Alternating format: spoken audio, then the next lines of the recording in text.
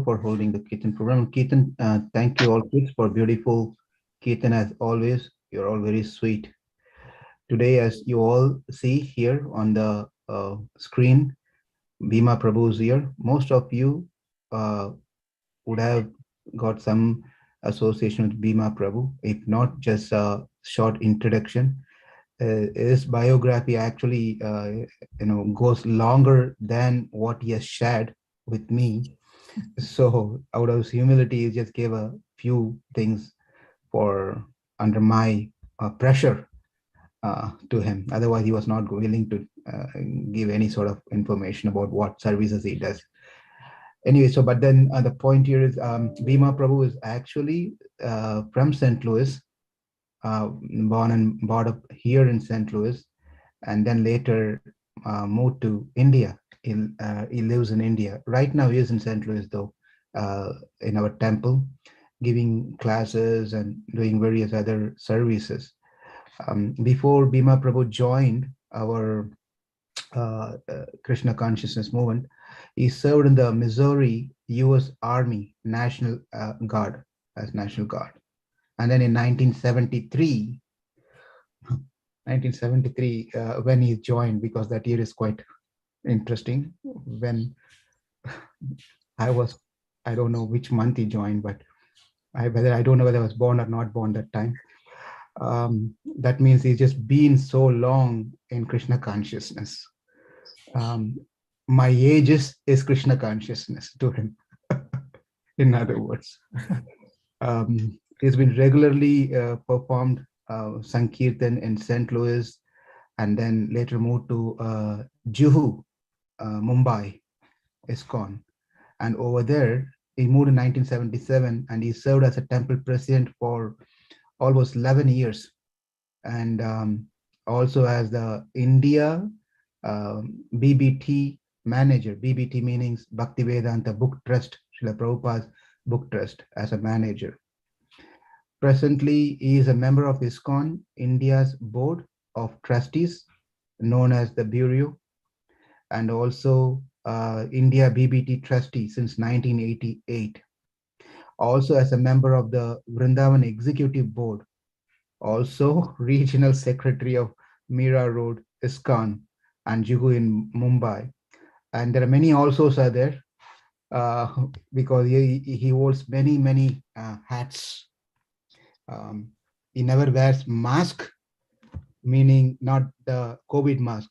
We say, different mask you father. It's natural by himself, is in presentation. He only changes caps based on his roles. So he's been always helping our temple, even though he's remotely situated in India, always thinking about St. Louis, Krishna Balaram Mandir, always trying to see what way we can improve the temple and the resources and many things. So he's been my one of my great mentor in many aspects. So I have a high regards for Prabhuji. So we are very happy to have Prabhu over here, and Mataji also is there in the temple right now. So I request, I shall pronounce myself request Bhima Prabhu to enlighten us and share his wisdom to all of us from Bhagavatam. Thank you, Bhima Prabhu. Back to you. Please take over. Thank you.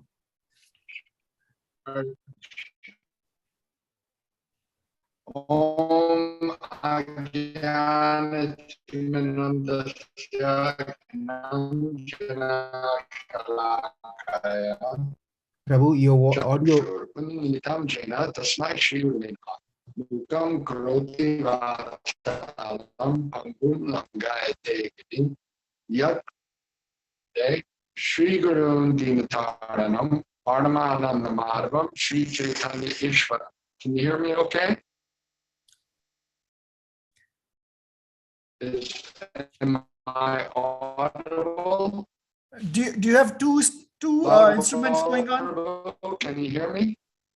No. You have to unmute yourself. Okay. No, we can hear What's you. happening? We can hear you, but a lot of statics, a lot of noise. It's not clear. It's delay. Breaks. Probably because of the internet connection, I think. Or Oh, right. So, well, I can do one thing. I'm on my cell phone connection. I can switch, see if it's better. Yes, please, Prabhu. All right, let me.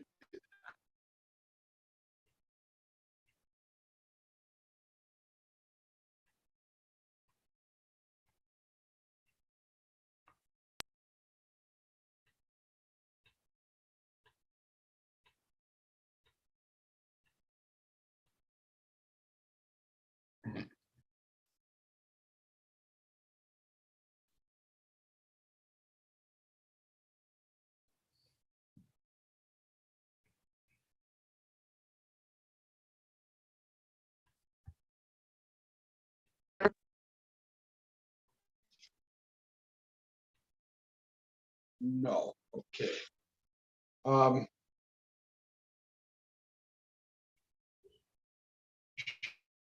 Should I switch to another room? Yeah, I think you should. You may have to Hello? move. Yes, Prabhu. Lagopal Prabhu? Okay, let me switch. Yes, please. Let's see. Yeah. Meanwhile, maybe Haripriya is there. She's there?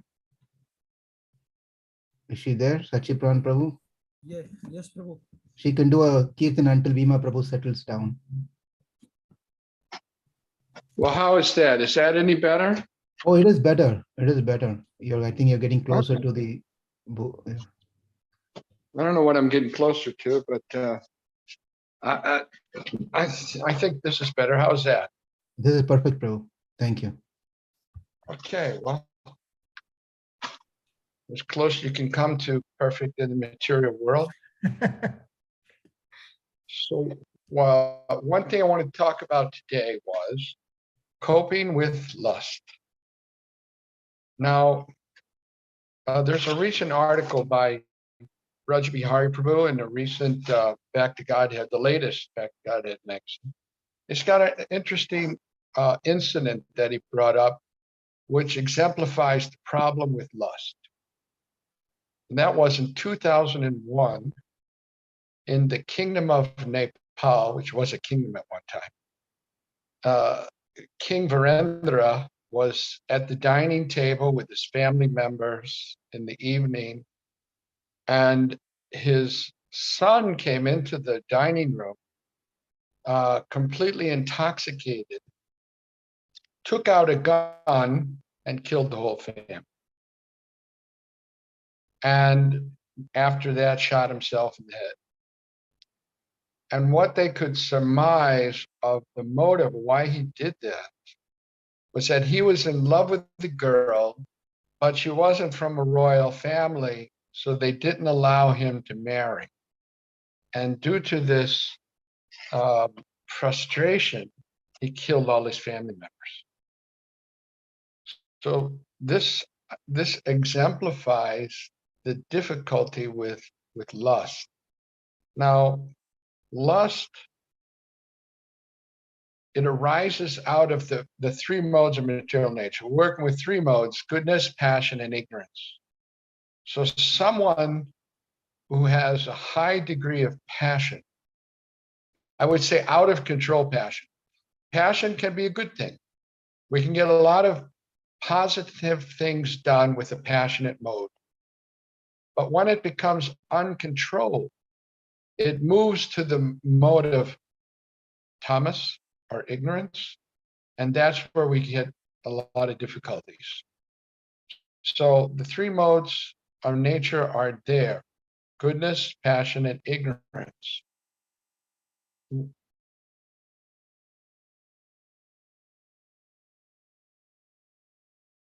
In experience,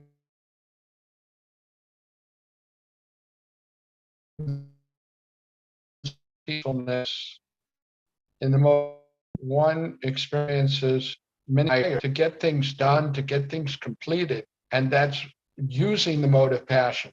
But when we allow the mode of passion to overcome us, then it leads to ignorance, and so many difficulties come, so much suffering and unhappiness.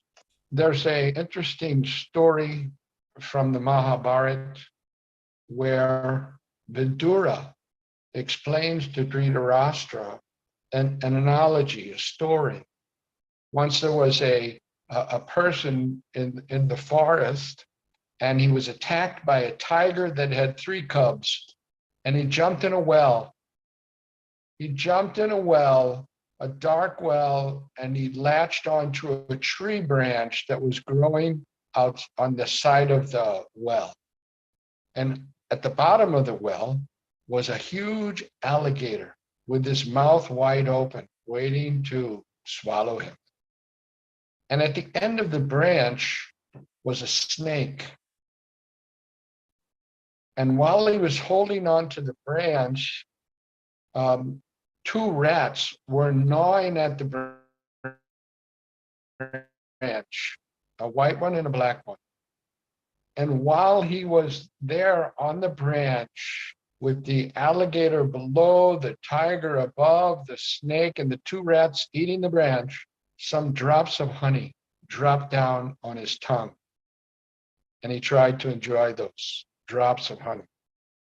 So that's an analogy to show us what is the situation of the material world. The tiger's 3 cubs represents the bad qualities, kam, krodh, and lobha, lust, anger, and greediness. The alligator at the bottom of the well with his mouth wide open, that's death. The snake at the end of the branch is time, the time factor. And the 2 rats, the white and the dark, gnawing on the branch that the man is holding on to is the day and the night. So by the rising and the setting of the sun, we're losing days. And what does it lead to? Well, ultimately it leads to death. So even in the Bhagavad Gita, we also learn what is a situation that while contemplating the objects of the senses, one develops attachment for them. And from that attachment, lust develops. From lust, anger arises. When anger arises, becomes bewildered. And due to bewildered down, it explains in the Bhagavad Gita into the material pool.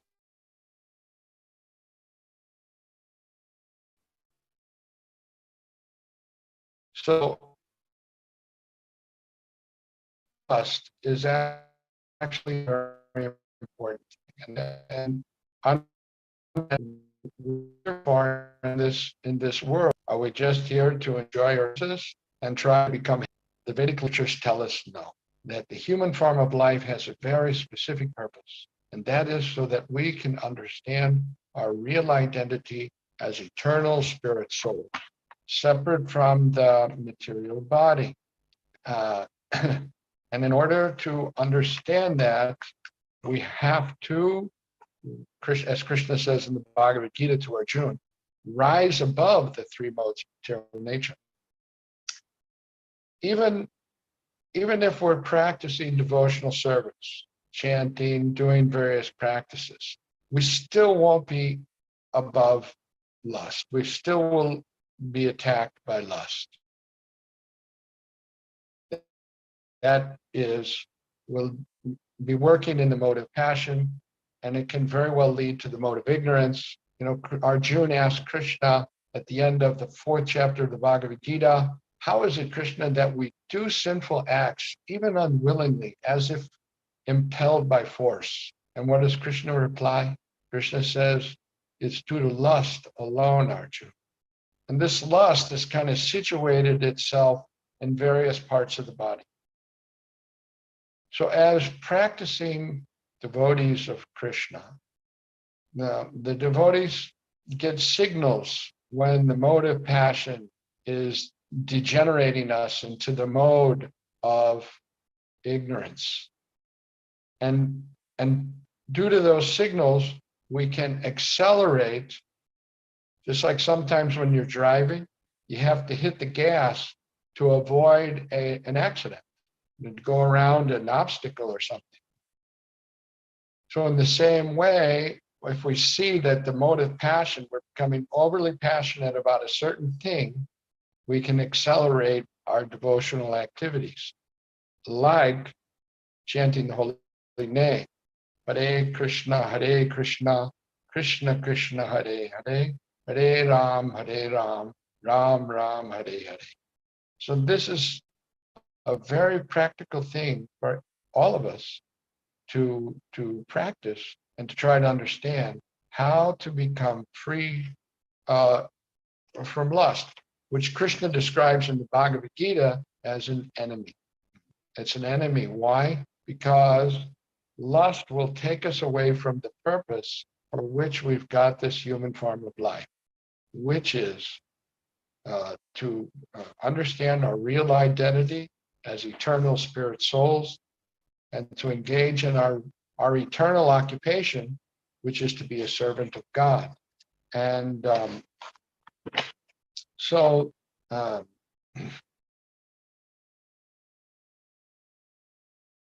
how to do that, how to stay Krishna-centered, focused on Krishna consciousness.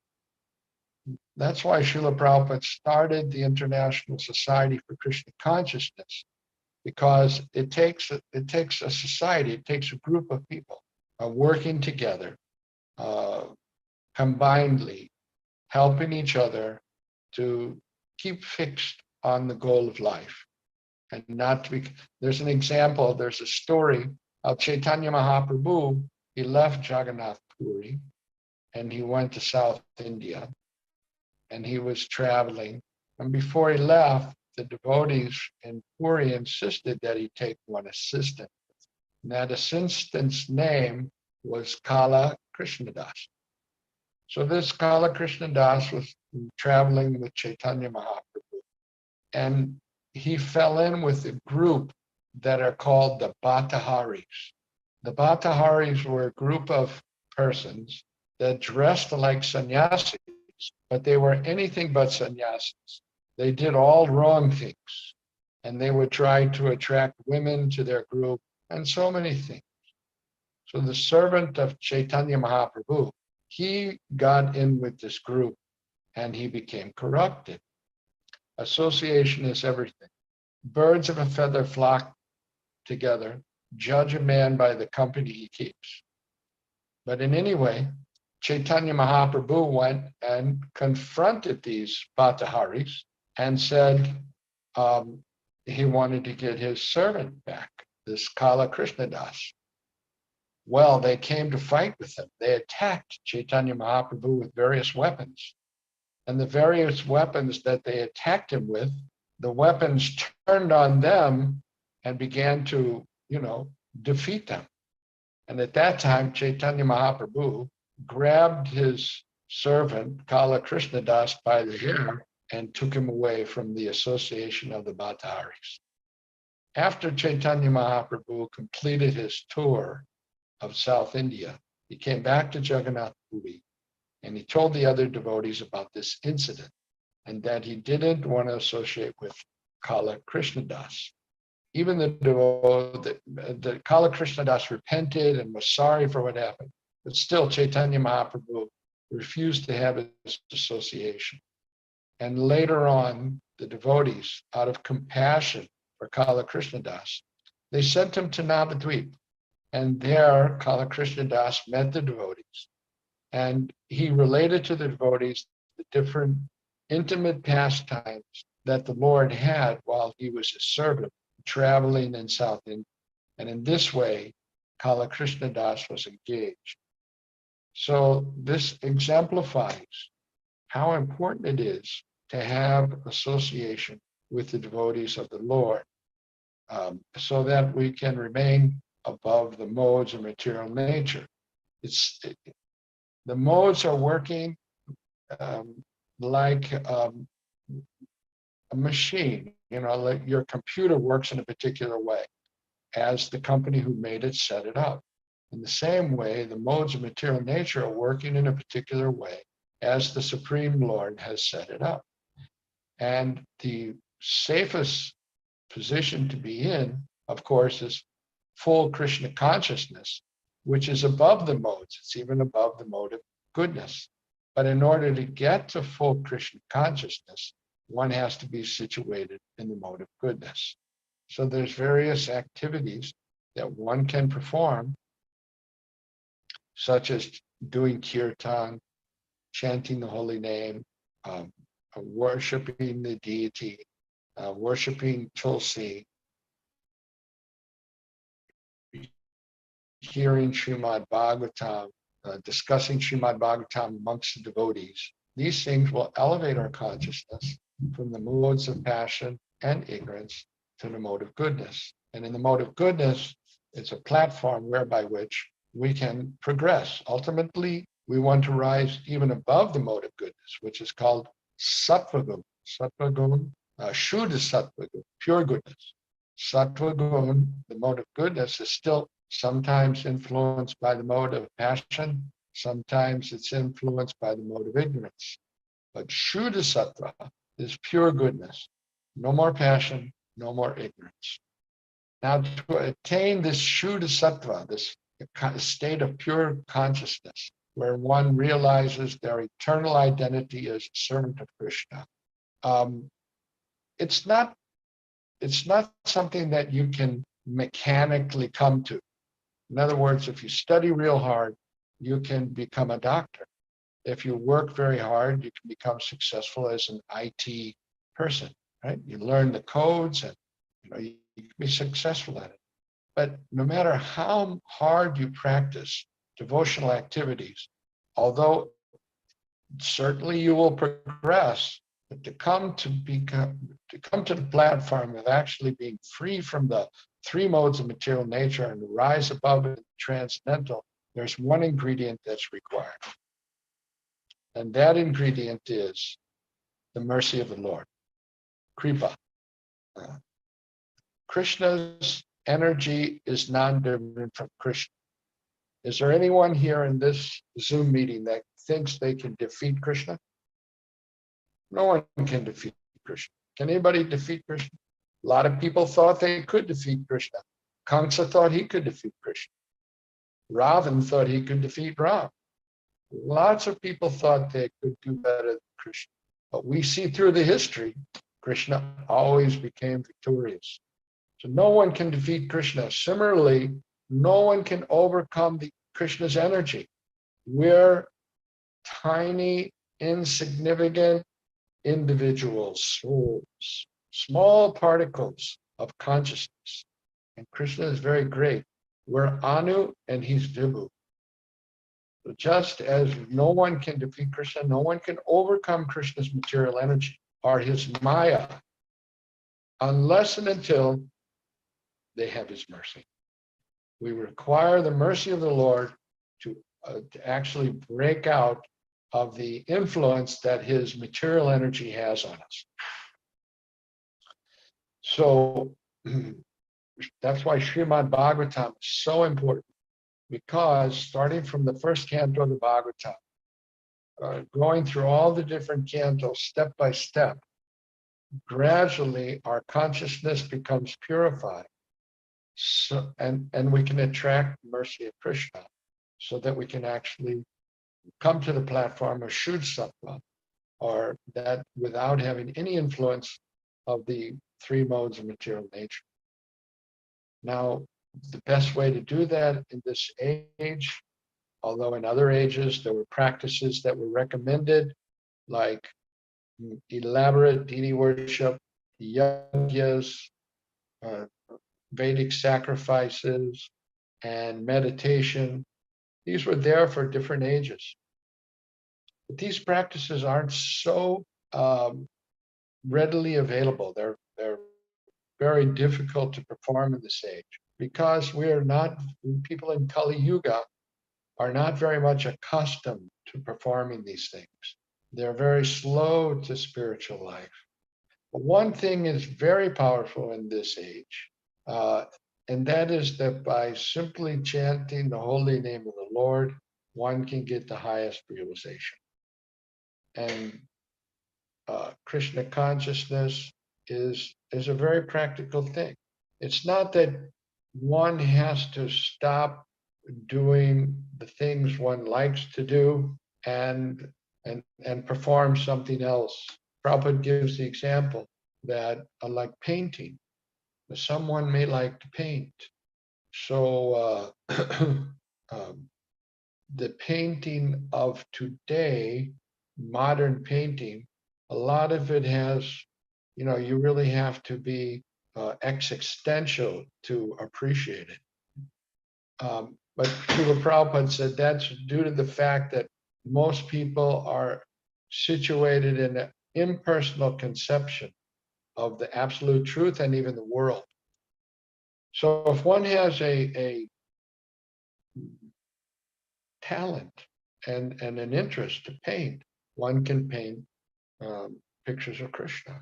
And Srila Prabhupada engaged many devotees in painting. And that's how we see many of the beautiful paintings that are in the books.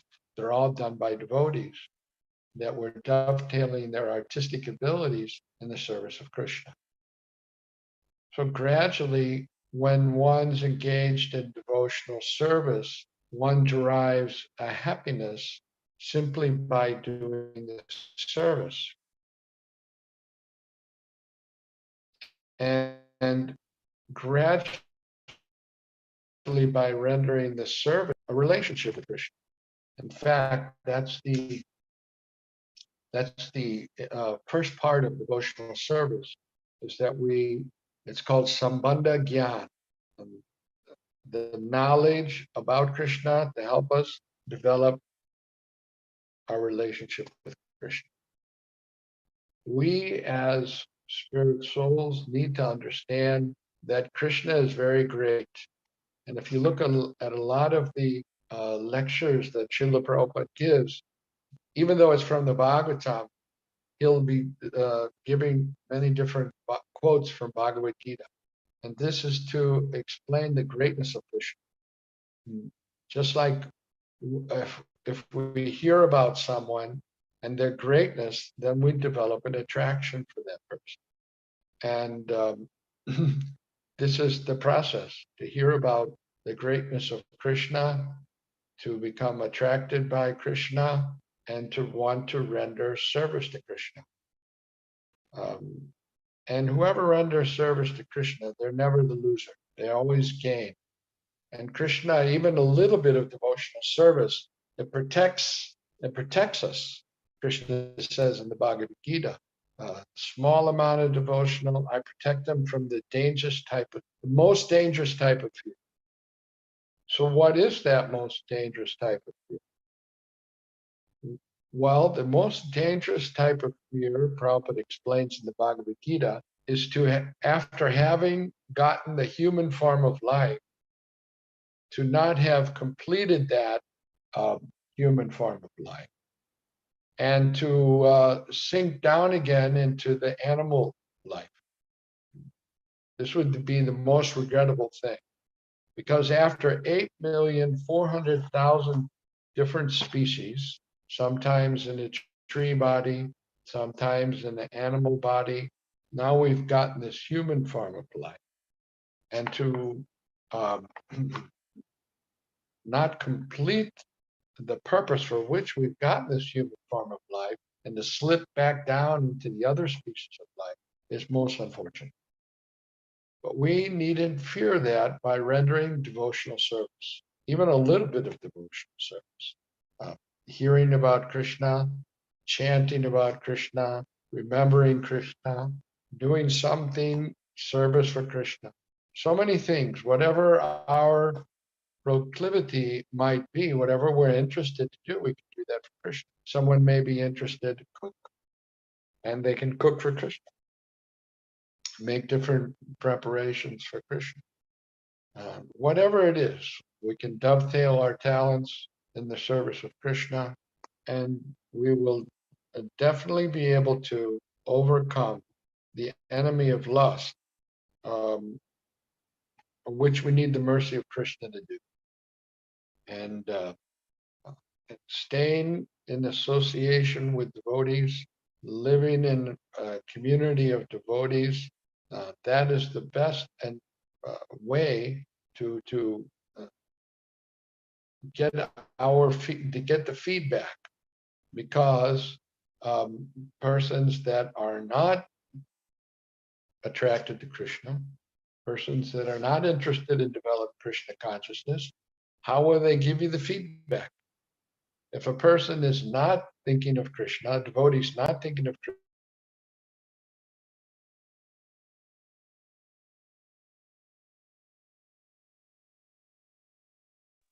only a devotee can actually explain to us that, you know, we're veering off the path back to Krishna, and to help us veer back on the path.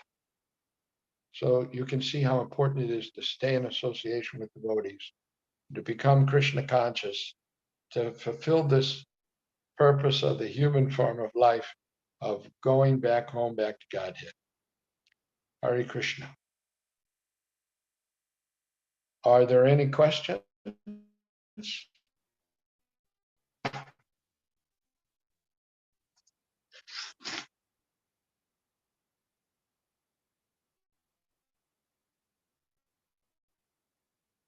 Anybody have any questions?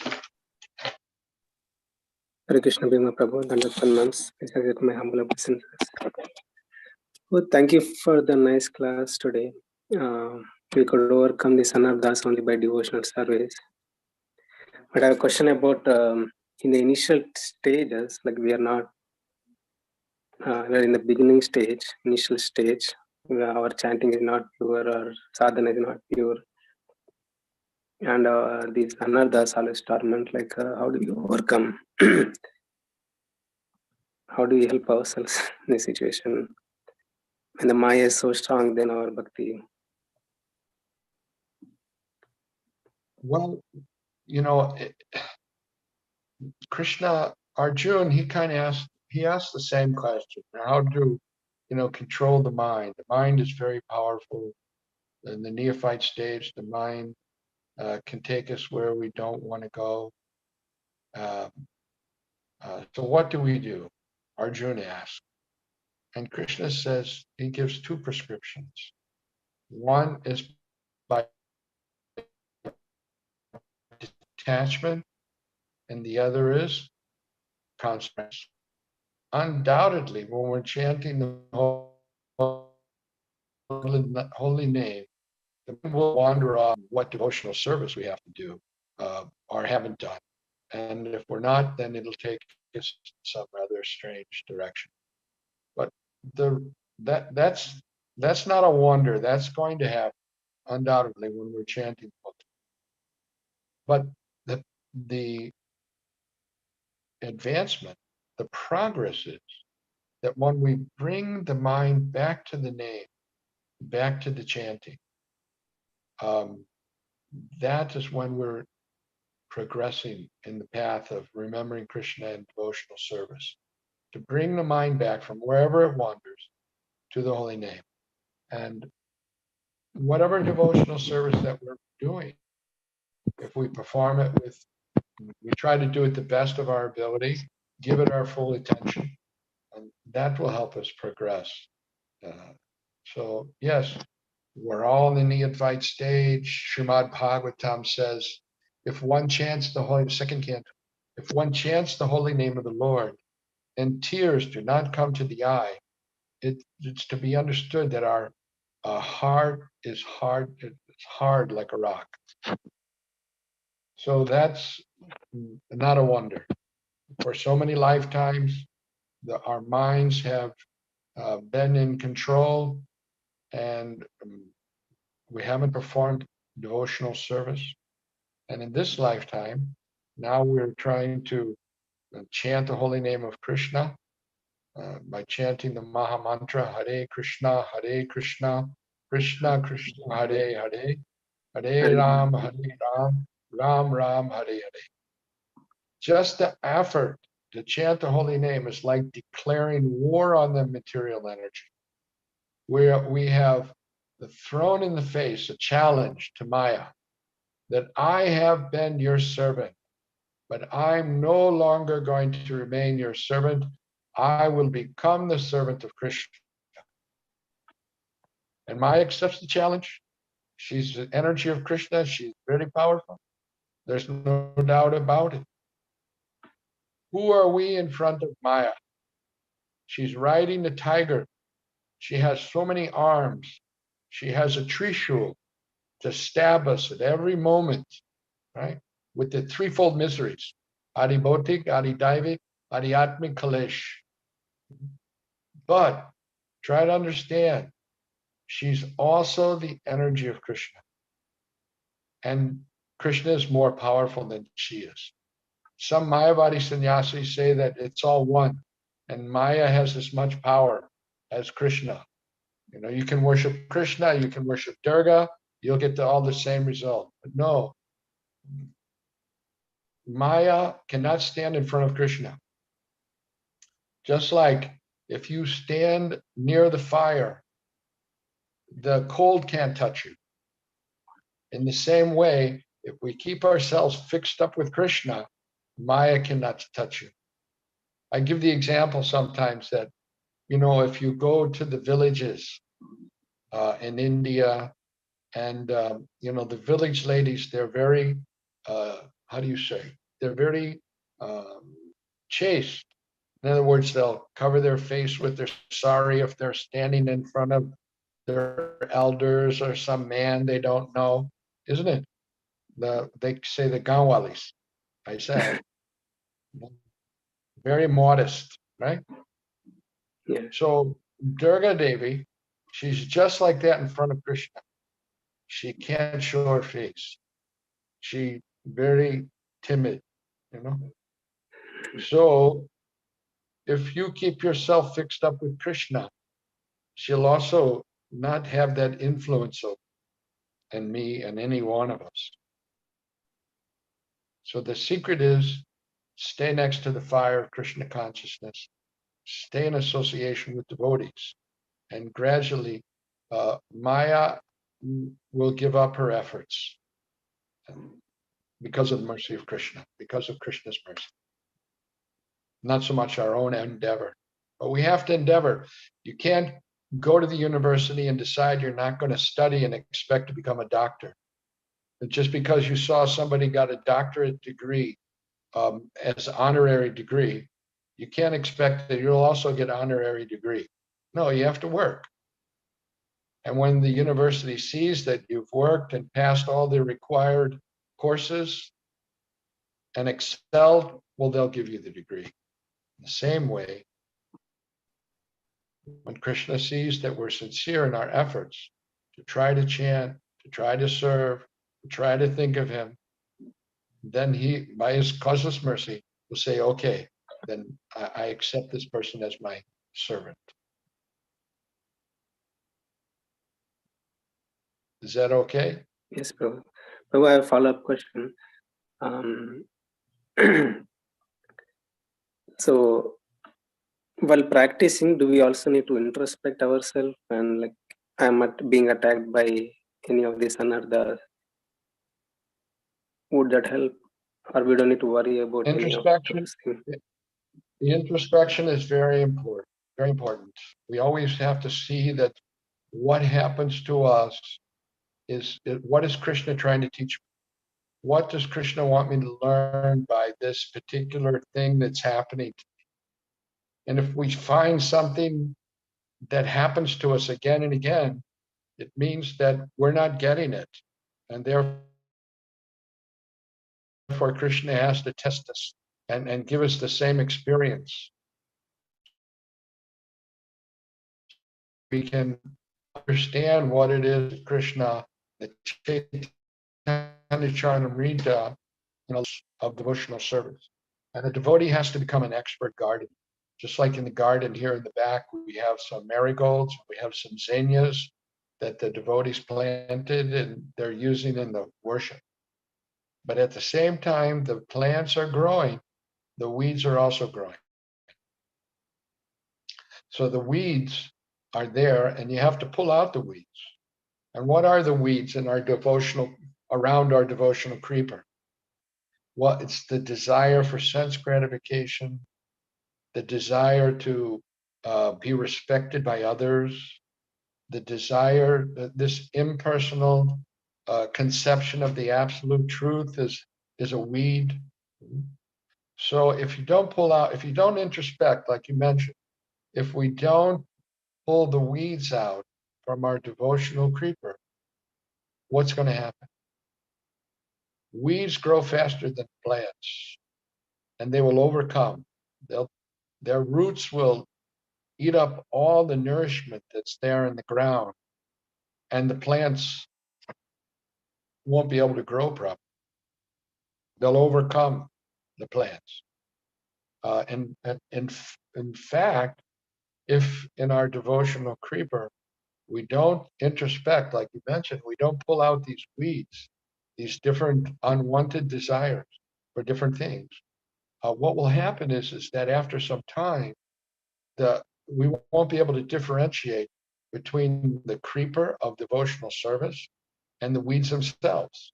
These other desires will be watering the plants through hearing, through chanting, and various devotional practices, chiefly the chanting the holy name of the Lord. We'll be chanting, and that's like supposed to be watering the creeper. But if there's so many weeds, what we'll be doing is watering those weeds, and they will become so overwhelming that we'll mistake the weeds for being the creeper of devotional service. So it requires a introspection from our side, but it also requires proper guidance, and that's where the devotees come in, the community of the devotees. The devotees are there to help us, to guide us, to identify for us what we need to work on, and what we need to avoid, and what we need to practice in a better way. Is that all right? Yes, Prabhu. Thank you very much for more elaborate explanation. Hare Krishna. Nice questions. Thank you. Prabhu, I think Bhavya has a question. Bhavya, go ahead. Hare Krishna Prabhuji. So I have a quick question. So, for example, if we read some books and if we listen to some pastimes, it normally says that when you read or listen to this pastime of Lord Krishna, you will achieve this destination, or you will go back home, back to God, or you will attain pure devotional service to Krishna. So after reading this and listening to this pastime, if we commit sins and all those things, will we achieve those destinations that were set by the devotees and the Vaishnavas? Yes, certainly by reading various pastimes from Srimad Bhagavatam. A lot of times you'll see at the end of the chapter there's a benediction, and certainly we will achieve those things by the mercy of Krishna. When it says that in the 12th canto, 13th chapter, 13th verse of Srimad Bhagavatam, that if one places a Srimad Bhagavatam on a golden throne and donates that to someone on the full moon night of Bhadra, then that person will obtain the Param Gati, the highest destination, which means to be able to go back home, back to Godhead. So those benedictions are there. Definitely will attain it. It just depends upon our sincerity and our willingness to follow the standard practices that are there, and definitely it'll happen, certainly.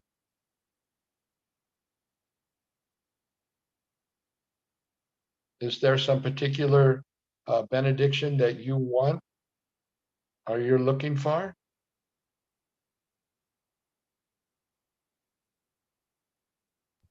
I think she sent out a chat that her internet connection is not very good. So So Oh, I see. That was the same girl that was doing the kirtan. yes, Prabhu. Okay. Yeah, that time also her connection was coming and going. Right, yeah. It's kind of like our connection with Krishna. Our internet connections are connected. Sometimes we're attracted by Krishna and sometimes we're not.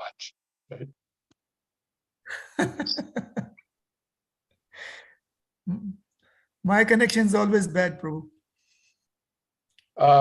We can always improve our connection by calling the repairman, which is the other devotees. They help us tune up our internet. Yep. And also to the holy name. The holy name is like a super internet connection. The more we focus on hearing the sound vibration, the more we're connected to Krishna.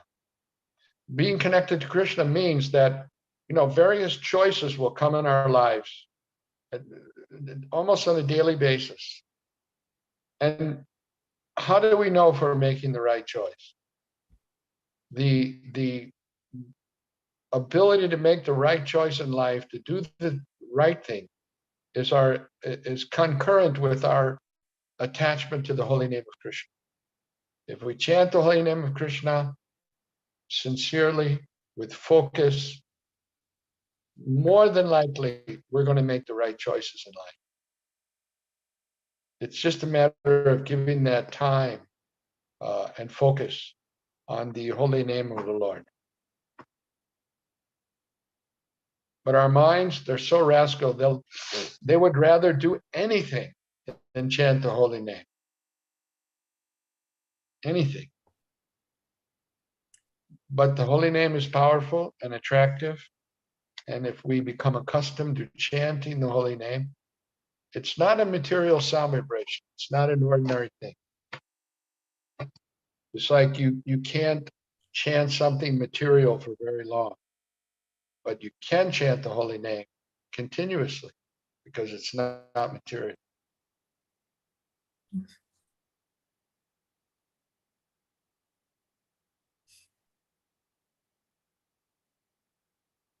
Any other questions?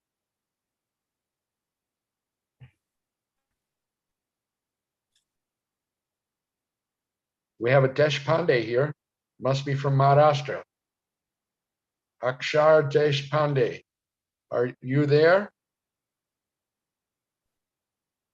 Can you unmute yourself and say Hare Krishna? Hare Krishna. Hare Krishna. Deshpande is a Maharashtra name. You know Marathi? Yes. Sangli आहे Sangli. हा मी चांगली आहे. ठीक आहे. काय पाहिजे? मला chanting करायचंय खूप पण अच्छा, very good, very good. आणि आता मी खूप चॅन्टिंग करते कारण ते कृष्ण मंत्र झाले. Sangli आहे. So, anybody else have any questions? How about you, Sharma? What is that? Mir Sharma? Yes, Prabhuji, Mihir Shima. No, How old are you? I'm 10. 10. Okay. Nice. Prabhuji, You must be in what? What? 5th grade or the 6th grade? 5th grade? yeah, I'm going in first. You're going in the 5th. Okay. Well, good luck in your new grade. Thank you. How'd you do in the 4th? Good. Complications Okay. with math. Good. You did good in math, huh? Okay, great. Good. Okay, well, don't forget to chant while you're doing your math. Sometimes Yes, for Prabhuji. chanting and sometimes for mathing. I make sure every morning after I take my bath, I give the God a bath. We have GT, so I give it a bath. And at the afternoon, I lit a candle so that he can have fire and warmth. That's what I also like to do in the morning. Well, And I that's say Hare fantastic. Krishna. That's You're a what real Sharma. before I go to Thank- sleep, that's what Very nice. I say Hare Krishna. Thank you. That's nice. Very nice. Very nice. Who else do we have here? Akshara, you want to say something? You raise your hand. Yes, I have seen something. So, Prabhuji, I met you in the temple Monday evening when I came to visit St. Louis. You met me? Is that what you said? Yeah, Okay. Monday evening. All right. Great. Great. Yeah, it was nice to meet you. She lives in she lives in New Jersey. So In New Jersey. Oh, really? Okay. I remember you came with your family from New Jersey. Yeah. Very nice. We were happy to meet you. I think your family was originally from Bombay, isn't it? Yes. Yeah, from Bandung, if I'm not mistaken. Ghatkopar. Got Kopar. Okay. All right. Very nice. Prabhuji, Yes. I forgot to tell you something. I'm actually I can actually speak Hindi. Do you know Hindi? That's nice. I'm actually learning how to write Hindi and read Hindi, but I can say Hindi very well. In my home, that's my mother tongue. So I say it every day when I talk with my parents. Okay. So you can speak to your mother and father in Hindi and you'll improve your Hindi a lot. What? I said, if you speak at home to your mother and father in Hindi, then you'll improve your Hindi nicely. Yes. Because we're in America, we're accustomed to speaking English all the time. When I was actually in kindergarten, when I recently moved to actually US in kindergarten, one of my teachers actually told my dad and mom that to teach him Hindi and to teach him your mother language and English, one of you will have to actually say English and one of you will have to say the mother language. So that's how I learned both of the languages simultaneously. And when I was in first grade, I knew very good English. all right. Okay. Well, good. Good. English is the international language. It's a good thing to Greg, know. Prabhuji? Greg, do you have any question? Greg? Prabhuji, first of all, thank you for giving your word today. It's very nice. Hare Krishna. I too am from St. Louis. I'm a neophyte to the Krishna consciousness movement. Actually, Ashok Kumarji gave me a book about 3 years ago. He was very kind when I went to my first temple lecture with Lal Gopalji. So it was very nice, and ever since I've been coming back. So, and I'm sorry I wasn't able to attend any of the functions this past week to meet you personally, but I'm still pretty much in kind of strict COVID lockdown. I don't like to really go out unless I really have to. But I did want to ask you something. We're very fortunate to have Lal Gopalji present these Gita bites every day. And we've been focusing on one sloka, which is really good. It's the 18.66. And if you could maybe give a word or two about a concept that I'm really having difficulty with. It's called the Praya Chitra and Sanchitra karmas, that when we try and get rid of our sins, we're doing it at different levels. So if you have anything to say about that, or maybe give a story or something that would really be helpful, at least for me. I hope the list can get, or the other group of devotees here can get something from it too. But thank you very much. Hare Krishna. Thank you. And have a safe trip back too if I don't see you. Okay. Thanks a lot, Greg. This is interesting. At the end of the 5th canto of Srimad Bhagavatam, Shukadeva Goswami was describing various hells that people go to for various sins. And also there was a discussion about prayaschitya, or atonement for various sins. So after that, at the beginning of the 6th canto of Srimad Bhagavatam, the first question Maharaj Parikshit asked is that you've described, various hells for various sins, and also prayaschityas are atonements for the sins. But he said that it appears to me like the way an elephant baths. I mean, living in India, see elephants on a regular basis. And the way they bathe is they go to a body of water, they get in, they throw water all over themselves with the trunks. And then when they come out on the shore, they take up a little sand or a little mud and throw it on their back. So Maharaj Parikshit felt that this process of atonement is kind of like the way an elephant takes bath. In other words, you commit some sin, you perform the atonement to purify yourself from the reactions of the sins, but then you go right back and commit the same sins again. So Maharaj Parikshit was thinking this doesn't seem to really solve the problem. And so in the 6th canto of Srimad Bhagavatam, there's a pastime about Ajamil and how by chanting the holy name he was delivered. Chanting the holy name is beyond atonement. It removes the desire for committing sinful activities from our hearts.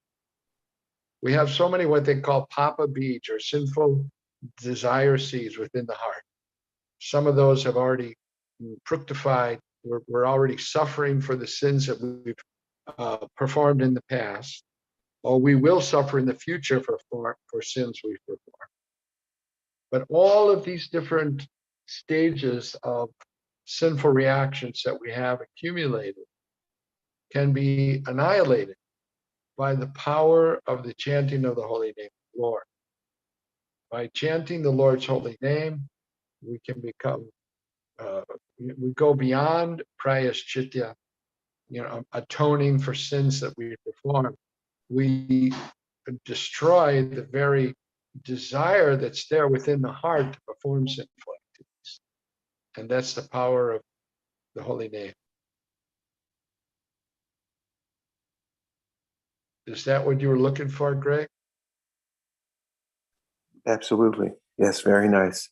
So even when Ajamila, he was saying Narayana, Narayana, he was calling for his son, but he even did it out of mistake, but that's how powerful the chanting of that name is, right? So we, in the same way, when we chant, we avoid sins and papa just by chanting the name is how I'm understanding that. Yes.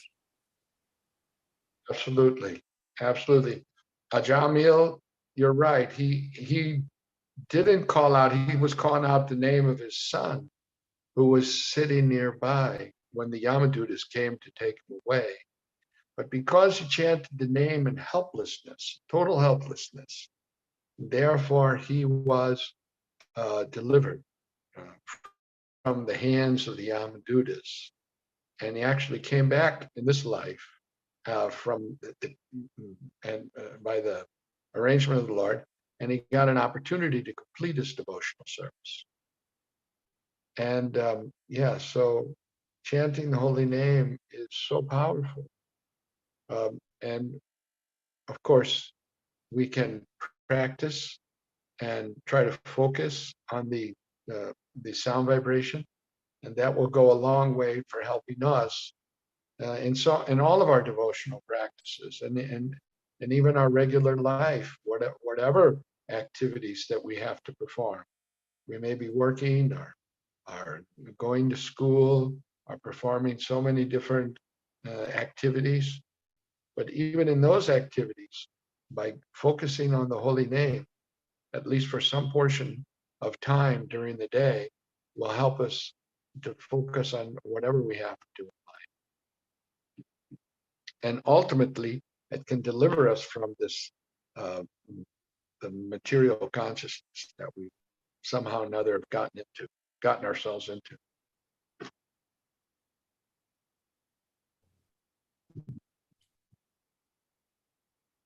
Thanks for the question, Greg. Thank you. And Thank you, Prabhuji. I'll hand it back over to Dr. Ashok. Dr. Ashok and Lal Gopal Prabhus, thank you for having me on your Zoom conference today. Appreciate the opportunity to share with such nice persons. Hare Krishna. Thank you so much, Bhima Prabhu. It was very nice to hear from you and answer all these questions, interesting questions, and really valuable lessons from today's lecture. Thank you very much. Thank you. Thank you. Lal Prabhuji, you want to say something? Well, thank you, Prabhu. This group has been existing for quite some time now. They're very solid. They've been, we are all having this journey together, spiritual journey, Krishna conscious journey together. So they've been chanting, they've been great support to our temple in many ways. So it's nice to be in this association, nice to have you today in our call. Thank you, Prabhu. That's why we used to say it's the different temples were called yatras. The St. Louis Yatra, the Chicago Yatra, the New York, ISKCON New York Yatra, because it's a journey. We're on a yatra. We're all going back home, back to Godhead together. So how about Baldwin Yatra or Manchester Yatra or University City Mantra or Yatra? Absolutely. Absolutely. We're down on Delmar every Saturday night. Please come down and join the Yatra. We're right there in front of Chuck Berry's statue, chanting the holy name, trying to help others to join the Yatra. Thank you. You kids can come down too. Come down and chant with us. Thank you. Hare Krishna. Hare Krishna. Thank you so much. Thank you, Brahma. Hare Krishna. Hare Krishna. Okay. Ashok Prabhu, anything to say? Any announcement? No, I think we're good. So we'll see everyone next week.